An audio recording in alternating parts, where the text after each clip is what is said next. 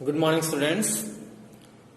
आज हम chapter number 4 history का स्टार्ट करेंगे इन द अर्लीस्ट सिटीज, यानी कि जो सबसे पहली सिविलाइजेशन। ओके, जहां सिविलाइजेशन का मतलब ये होता है जहां पर सबसे पहले इंसान ने रहना सीखा as a settled person. Settled person मतलब इससे पहले वाले हम चैप्टर्स में हमने ये पढ़ा कि ये लोग पहले हंटिंग करते थे, फिर गैदरिंग करते थे, फिर ये गुफाओं में रहने लग गए।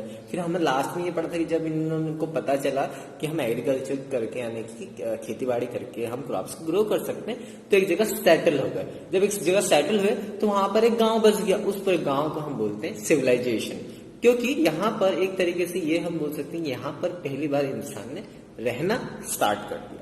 ओके, सो इस चैप्टर में हम इसी के बारे में पढ़ेंगे। इसमें दो मेजर जो सिविलाइजेशन है जो आपको इमेजेस में दिख रही है, एक है हड़प्पा सिविलाइजेशन और दूसरी है मोहनजोदड़ो सिविलाइजेशन। तो दोनों के बारे में थोड़ा सा पढ़ेंगे कि कहाँ सिचुएटेड है, कितने साल पुरानी है और ये कब मिली।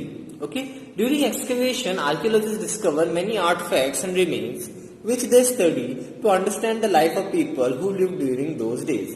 These sites are not protected to preserve our heritage. Okay, जब एक्सकवेशन होता है, जब खुदाई होती है, तो वहां पर ट्रेसेस मिलते हैं कि हो सकता है कि जहां पानी अवेलेबल होता है, जहां पे इजिली वाटर अवेलेबल होता है, तो वहां पर सिविलाइजेशन सबसे ज्यादा पाई जाती है। अगर हम पेज नंबर 30 पर सबसे पहले वाले जैसे हम चैप्टर स्टार्ट करते हैं, तो यहाँ पर आपको इमेज दिख रही होगी इंडिया के मैप की, और ये ग्रीन कलर का पोर्शन है। तो ये वाला पोर्शन जो है यूज किया जाता है सिविलाइजेशन पहले। ऐसा माना जाता है कि यहाँ पर सबसे पहले इंसान यहाँ पर बस से। ओके, अब रीजन क्या था कि एक तो देखिए ये वाला रीजन है, ये जो पूरा है पानी से, पानी के आसपास अवेलेबल, तो इनके जो किनारे हैं वहां पर ही बसे हुए थे पीपल्स, क्योंकि उस समय पानी की क्योंकि जहाँ कहीं भी रहना होता है वहां पर पानी की जरूरत बहुत ज्यादा होती है। तो इसके साथ साथ यहाँ पे बहुत सारी नील रिवर्स, ये वाली रिवर्स जो आपको दिख रही है ब्लू कलर की जो लाइंस आपको दिख रही है, अब सतलुज है, इंडस रिवर है, चीनम रिवर्स है, इन्हीं रिवर्स के किनारों पर ही पहली सिविलाइजेशंस मिली। ओके, और आज के तौर पे इन सारी जगहों को सील करके रखा हुआ है, इनको प्रोटेक्ट करके रखा हुआ है, क्योंकि ये हमारी एक तरीके से विरासत है। हेरिटेज का मतलब होता है विरासत, तो एक तरीके विरासत है हमारे हिस्ट्री की, इस वजह से आज इनको प्रोटेक्ट करके रखती है। ओके, ऑर्गेनाइजेशन जो कि है यूनेस्को, एक united nation educational scientific and cultural organization नाम की संस्था है, जो कि इन सारी जो कि हेरिटेज साइट्स हैं उनको ये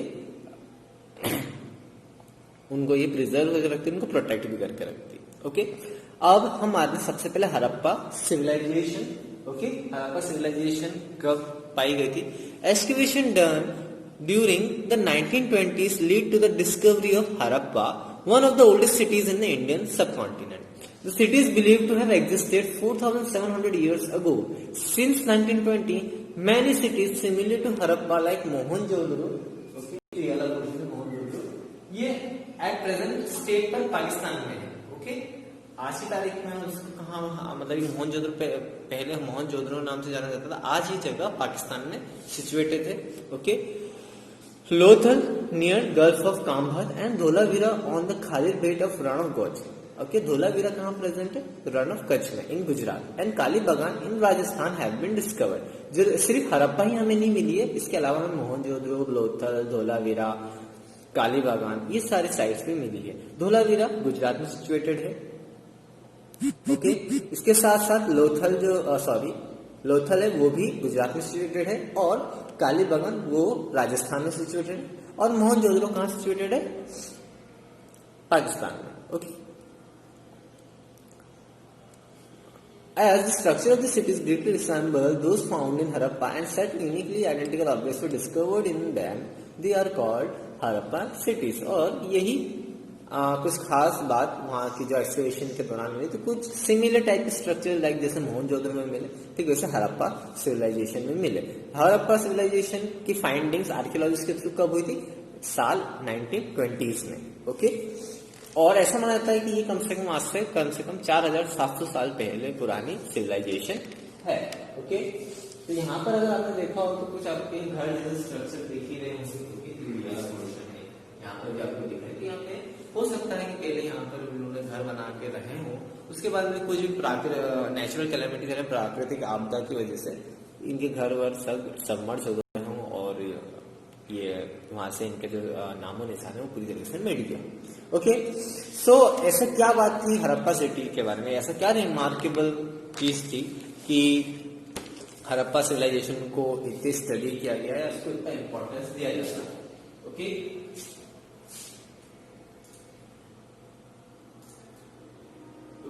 ये थोड़ा एरियल व्यू है मोहनजोदड़ो को ऊपर से कुछ इस तरीके से दिखता है और ये ग्रेट बात है मोहनजोदड़ो का।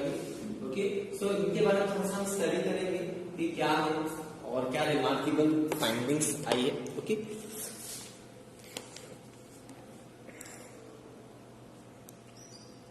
नाउ जितनी फाइंडिंग्स की गई कि मोहनजोदड़ो या हड़प्पा सिटीज के बारे में या मोहनजोदड़ो सिटीज के बारे में, वहां पे एक बात ये फाइंड की कि बहुत ही ज्यादा एक उस समय के हिसाब से बहुत ज्यादा एडवांस थी या मॉडर्नाइज्ड थी ये सारी सिविलाइजेशन, क्योंकि कुछ भी डिसऑर्गेनाइज्ड फॉर्म में नहीं था, क्योंकि वहां पे जो प्रॉपर ड्रेनेज जो जिसको हम बोलते हैं नाली का सिस्टम हो गया है, वाटर स्टोरेज सिस्टम था, सब कुछ था। तो कहीं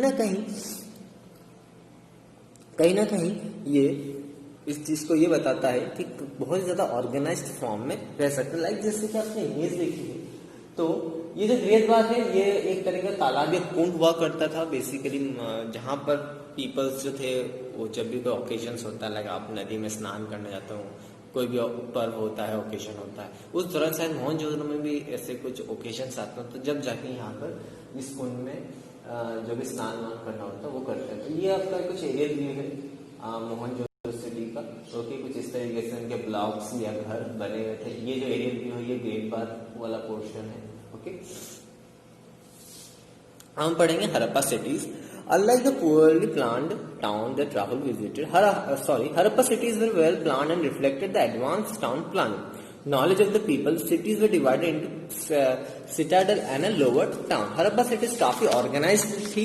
ओके, बिल्कुल ऐसा नहीं था कि मतलब एक अपने समय के हिसाब से काफी मॉडर्नाइज्ड थी या फिर साइंटिफिकली बहुत ज्यादा एडवांस्ड तरीके से वो सिटी बनाई गई थी। ओके, अब जो हड़प्पा सिटी थी वो दो हिस्सों में बटी हुई थी। एक सिटाडेल यानी कि ऊंचाई पे बनी हुई थी, एक ऐसी ऊंचाई जगह पे जहाँ पे किला बनाया जाता है जो कि ऊंचे पे रहता है, और जो लोअर टाउन होता है वो नीचे वाला पोर्शन होता है। The citadel lay to the west and was built on a higher level, but it was smaller than the lower town. जो सिटाडेल जो सिटी बसी हुई थी वहां पे बेसिकली जो किला बना हुआ था वो ऊंचाई पे बना हुआ था, पर लेकिन वहां पे आबादी कम थी और वो लोअर टाउन के मुकाबले थोड़े कम एरिया में बना हुआ था। Okay, the Citadel build on A mud brick platform. अब वहां पर जो उन्होंने घर बनाए थे या फिर जो फोर्ट बनाया था वो उसमें मड ब्रिक यानी कि जो ब्रिक्स होती हैं जो कि मिट्टी से पहले बनती हैं उसकी बनी हुई थी। Consisted of important building such as granaries, public and religious building and assembly halls. अब क्या क्या चीजें मिलती थी वहां पे? ग्रेनरीज जहां पर वो अपना अनाज भर के स्टोर करके रखते हैं जिसको हम स्टोरेज बोलते हैं, के साथ साथ पब्लिक और रिलीजियस बिल्डिंग भी बनी हुई थी, लाइक जैसे जहां पर ये लोग आके मीटिंग सेटिंग करते हों या फिर दर्शन करना चाहते हो, ऐसे रिलीजियस बिल्डिंग्स भी बनी थी और असेंबली बड़े बड़े हॉल्स बने थे।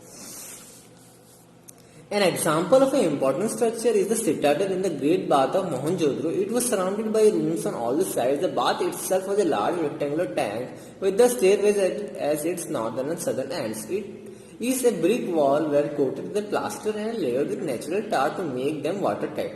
The tank might have been filled with water brought from well and emptied after use. This tank may be used by important peoples on a special occasion. जो आपको images दिख रही है, जो नेक्स्ट वाली इमेज दिखाऊंगा मैं आपको, वो है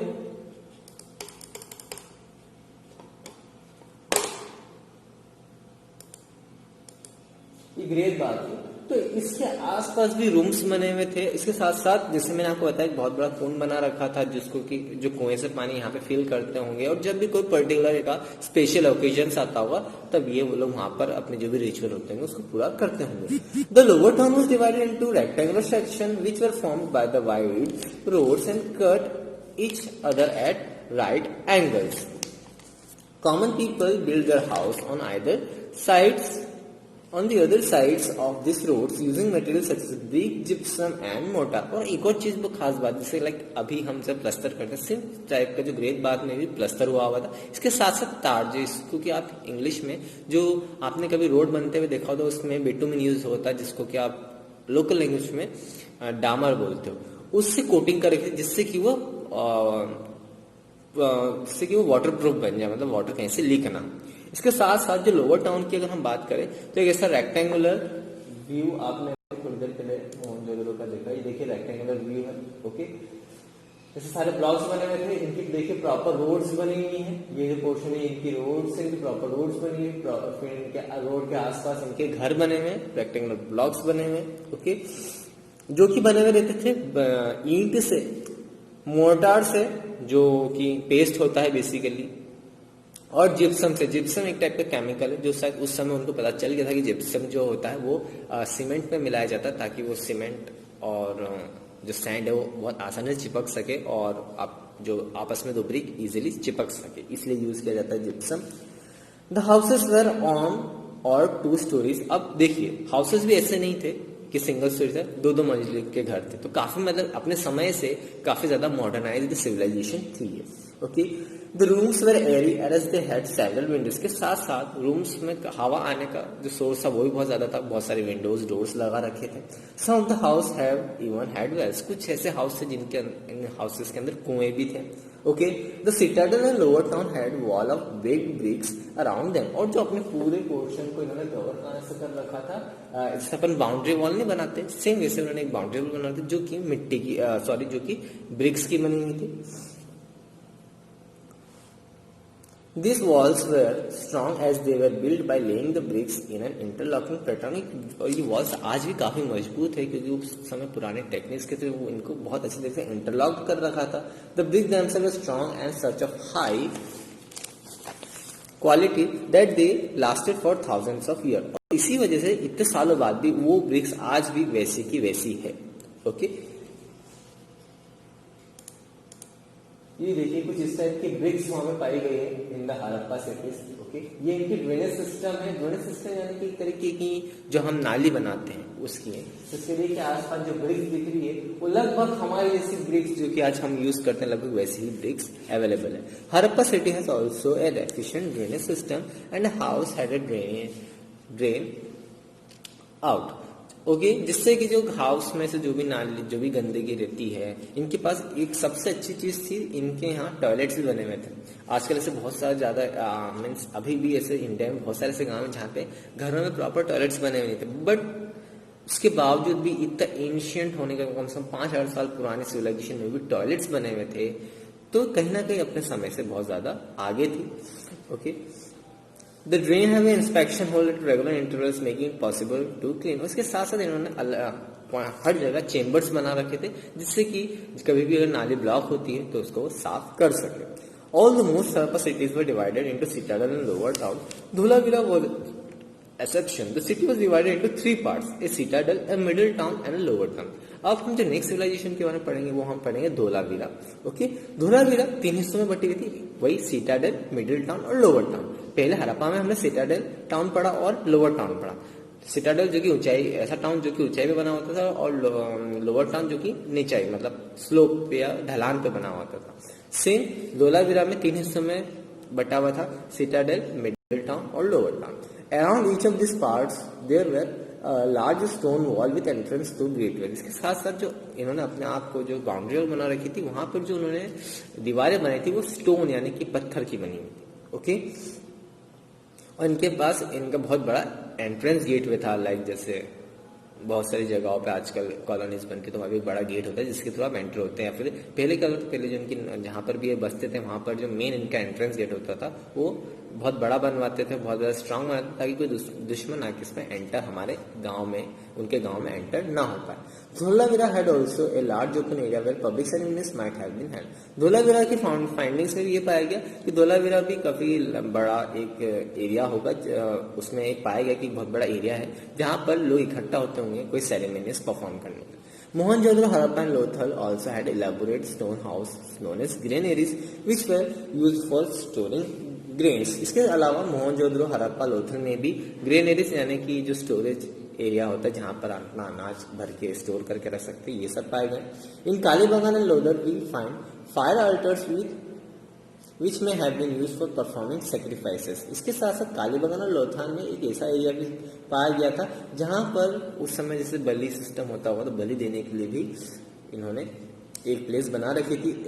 eight Lothal archaeologist have come across piece of stone, half-made beads, tools for bead making and finished beads in a workshop. This indicates that it was an important center for art and craft. At Lothal, archaeologists have also discovered a huge water tank which may have been used as a dockyard. Ships and boats entered through the sea on a river channel and loaded and unloaded their goods and dockyard. इसके साथ साथ उन्होंने अपना port तक बना रखा था। Port एक ऐसा एरिया होता है जहाँ पे जो पहले क्या होता था, पहले बाय रोड कुछ भी ट्रांसपोर्टेशन रहता है, पहले पानी के रास्ते सारा ट्रांसपोर्टेशन होता है, कोई भी सामान लेना हो। इनफैक्ट आज भी कार्गो शिप्स यूज की जाती है सबसे ज्यादा, कि अगर आपको सामान एक जगह से दूसरे कंट्रीज में भेजना है। तो लोथल एक ऐसी प्लेस थी जहां पर जो आर्ट और क्राफ्ट जो सुई हैं, धागे हैं, इनकी चीजें मिली, बहुत सारे टूल्स मिले जिससे कि मतलब आर्ट एंड क्राफ्ट के सामान वो बनाते थे। उस दौरान उन्होंने ये भी पाया कि एक बहुत बड़ा वाटर टैंक या वाटर चैनल बना हुआ था जो कि जुड़ा हुआ था एक मेन रिवर से, जिससे कि जो शिप होती थी या जो इनकी नाव होती जो कि इनका सामान लेके जाती थी वो इस चैनल के थ्रू या जो कहते हैं वो जो एक रिवर टैंक होता है या चैनल के थ्रू वहां पे उनके गांव में एंटर हो सके और जो भी सामान लोड करना हो अनलोड करना हो वो आसानी से कर सके। ओके, जिसको कि हम डॉकयार्ड बोलते हैं। ओके, इंग्लिश में हम डॉकयार्ड बोलते हैं, जहां पर आके शिप अपना जो भी सामान लोड करना होता है या फिर अनलोड करना होता है, अपने शिप में सामान खाली करना होता है। ओके, आज के लिए इतना ही। Thank you.